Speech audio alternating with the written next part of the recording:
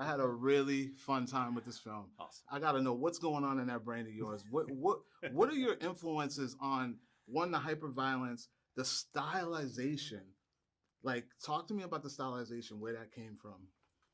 It is something that I've been sort of interested in for the longest time. Like the first movie I shot in film school was a black and white zombie movie, which was sort of like heavily inspired by anime.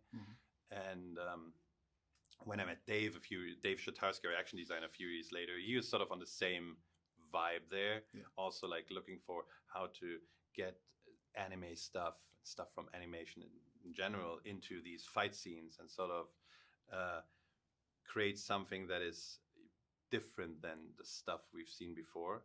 And it's a journey. It's not like, oh, we did it now. But it's a progress, and we sort of, with every time we tried something, we pushed it a little more, and we're trying to push it. Yeah. And but also like the Dave worked on the Kingsman movies. And the work Matthew Vaughn did there, and Brett Allen, his action director, like that was just mind-bending.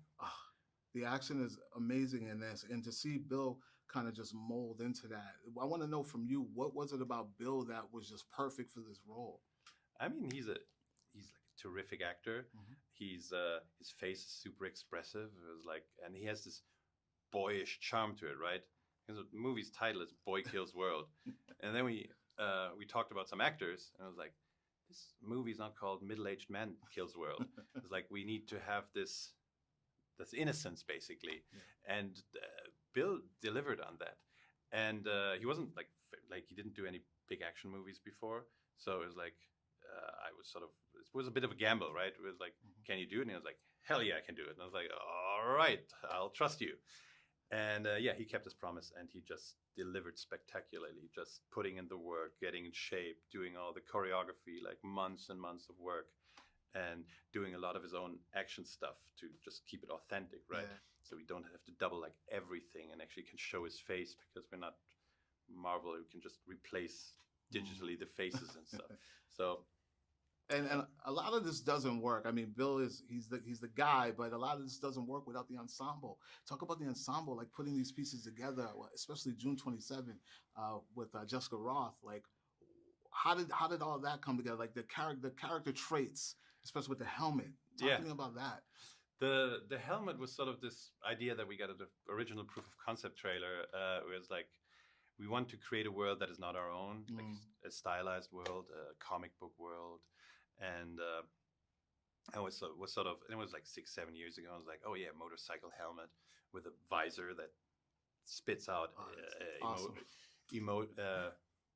text and emojis. And back in the original proof of concept trailer, it was just a pink chrome helmet. And we sort of moved on from there and turned it into the VDK, sort of the whole outfit that's sort of matching the rest of the family, family colors. But yeah, I mean, we wrote these crazy characters, and we always we knew we'd have fun with them. But then actually getting the actors, and we got some amazing actors, and I couldn't be happier. Like, I was super surprised that we got such good actors.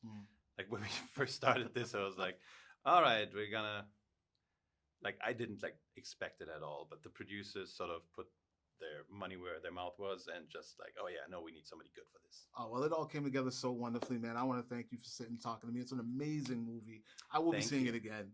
Just to let you know. Awesome. Thank you so much. Thank you. My pleasure, man. No problem.